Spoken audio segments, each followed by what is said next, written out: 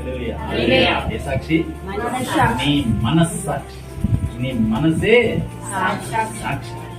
నీ మనసే నీ కొరకు సాక్ష్యం చెప్తుందని రేపొద్దున. ఆ రోజున పాపం విడిచిపెట్టమన్నారు కదా, నువ్వు విడిచిపెట్టడానికి ఒప్పుకోలేదు కదా, అందువల్ల నువ్వు నరకంలో ఉన్నావు పడు అంటదట మనస్సాక్షి.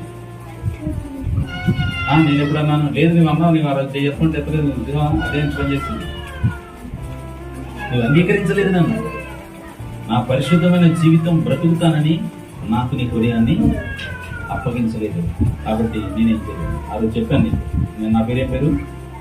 మనస్సాక్షి.